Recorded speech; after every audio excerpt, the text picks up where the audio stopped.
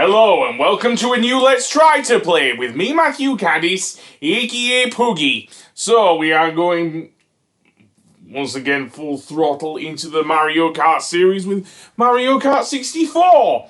The only other Mario Kart game other than, of course, Super Circuit, which is widely considered to be one of the best Mario Kart games.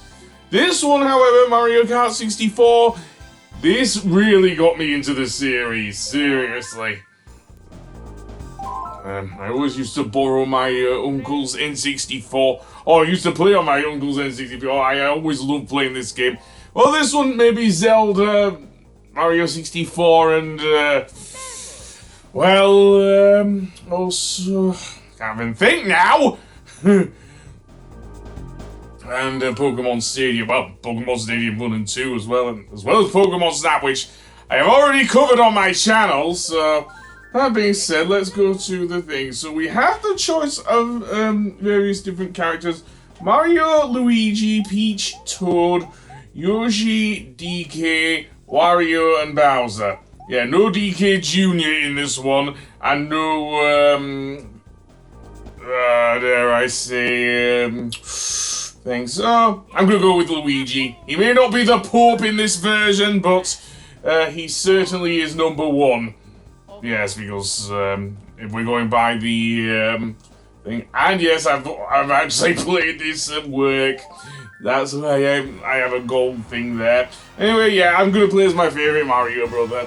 I know Luigi and Wario actually have very, in fact, so does Toad and so do Toad and Peach, for that matter, have very different voices, seriously, to this game, seriously. This game probably has my favourite Toad voice.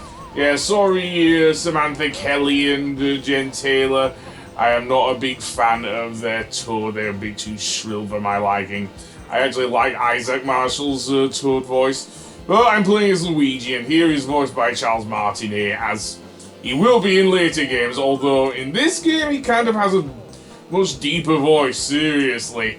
But yeah, most of the things that were in Super Mario Kart are still there. The coins are gone though, and though there are a lot more chances of using weapons against your against various other enemies. Seriously.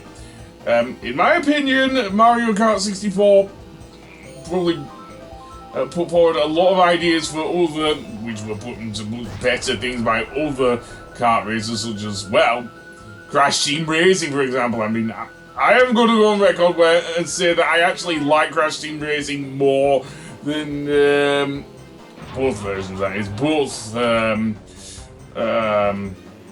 the original on PS1 and Nitro Fuel compared to Mario Kart 64, because to be honest, although this game has aged well, yeah, especially with something like Nitro Fuel, which actually draws upon the stages from, and characters for that matter, from both Tag Team Racing and, well, before that, Nitro Kart, of course.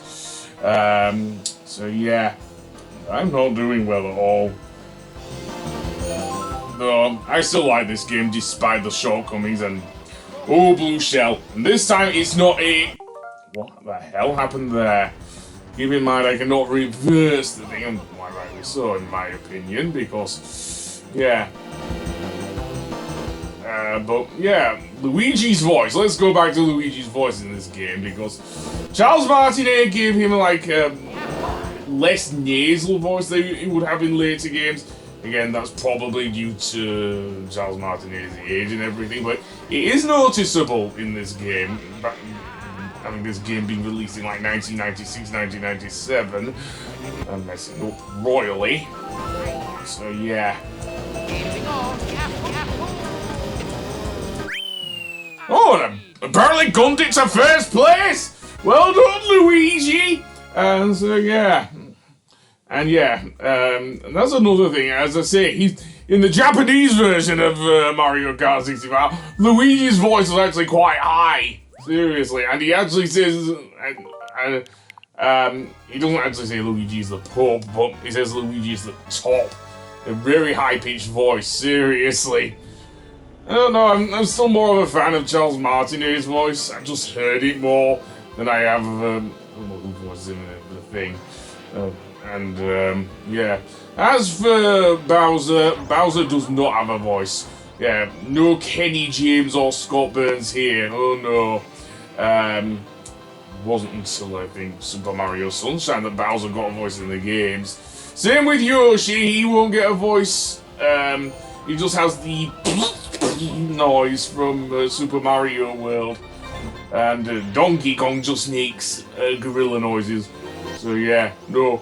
None of the Takashi Nakasako or, dare I say it, given that Banjo-Kazooie would not be released, then Donkey Kong 64 wouldn't be released like until 1999, so I dare say a good 2 or 3 years after this game was released. So yeah. As for Moo Moo Farm, it is your genuine farm level, as its name suggests.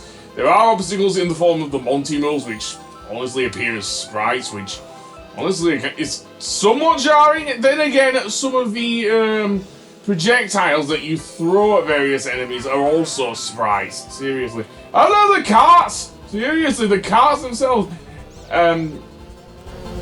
They are sprites as well, and the actual backgrounds are in 2D, but they work. They actually do work for a console that's known for actually not too bad polygon models. I don't know, ain't too bad basically. And first place again, probably by the skin of my teeth last time. I don't know, but yeah. The other characters who have different voices, I've already mentioned Toad. So yeah, Toad honestly is cute in both versions. So next is Koopa Troopa Beach, which sounds like a level that was in Super Mario Kart. I don't know if it was. I know there is a similar sounding level in Super Circuit, which is available on the Switch online service. But I won't be looking at that until I've done this one, seriously. Honestly, the thing I love about this game is how fun the game actually is. I think it's still held up well, and not as well as, say, something like Super Circuit, I will give it that. Still can't get into that hole there. Not hole, alcove there, so yeah. I said Bowser flying. If only I could do that more easily in the video games. Oh, never mind. By the way, if you do get something like I put this banana and Luigi or whatever, or your character starts skidding, you can actually hold down the B button to brake, and that will actually stop you from spinning out, which is kind of nice. The other addition in Mario Kart 64 is the ability to drift, which, honestly, I do love. I do actually love it, seriously. Something that was later incorporated into many, many other games. Not just,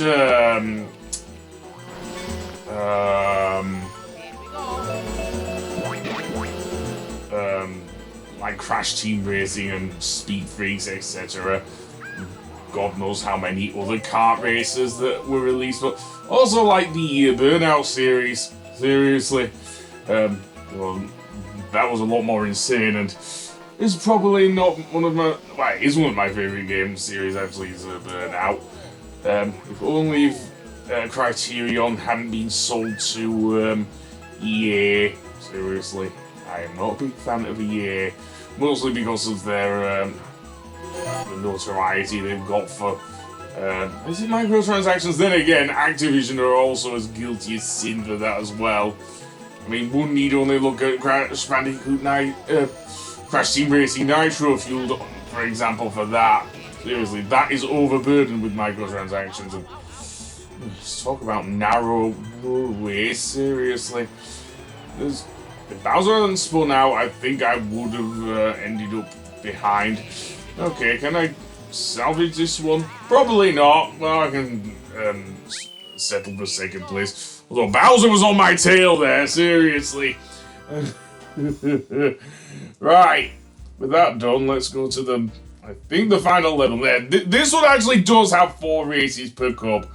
And yes, unlike with Super Mario Kart, you are given access to, dare I even say it, Rainbow Road if you wish.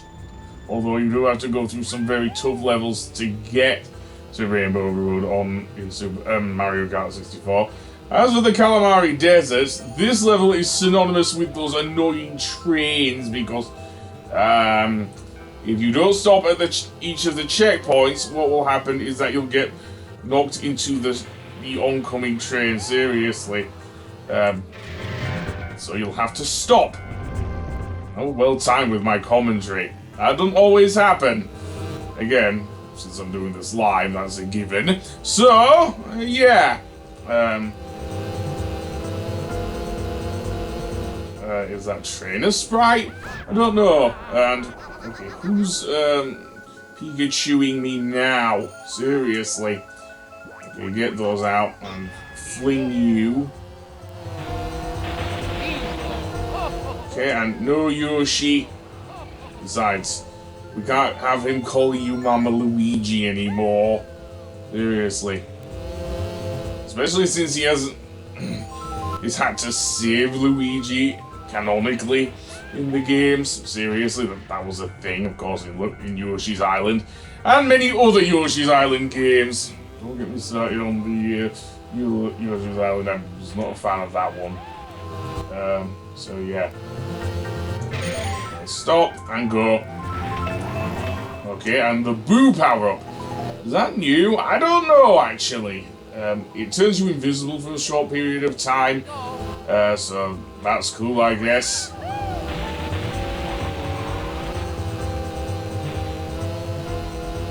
And Bowser, you get out. And I'm not alone. At least I don't have to hear him go, Peach! Peach! That's strong. Strain me vocal cords. Seriously. That was my favorite part of the Super Mario Bros. Movie. Just Jack Black singing as Bowser. Again, it was going to happen, I think. Although, what happened to Toad singing? Seriously, I'm glad that it did. I'm glad actually Illumination didn't turn it into a musical like they did with the Lorax. I will give it that. Well, the 80s music is pretty bad. Seriously. But that being said, let's go through here. Throw you. Mega Man, Mega Man. Mega Man. Oh, not Mega Man. And that's that. First place. Yeah. I did mess up with the last one. By the way, if you do come in last place, well, there's a video of that on YouTube, but I never knew that happened, actually. I thought you just have to do the races again, but no. And as for the victory thing, it kind of improves upon the whole victory celebrations from the original SNES game in that you drive up onto the thing and a giant Cheep Cheep explodes.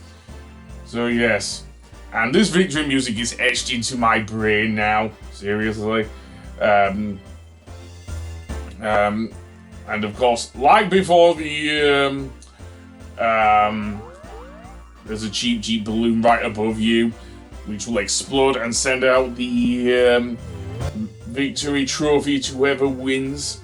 In a similar way to Super Mario Kart, the difference is you don't see your character actually tossing any sort of thing there. But anyway, yeah, that was the Mushroom Cup in dare I say it, in Mario Kart 64. And why not finish it with Luigi's? I'm a Luigi, #1. Oh, I do know you're #1, Luigi. Anyway, I will see you in the next episode. Goodbye.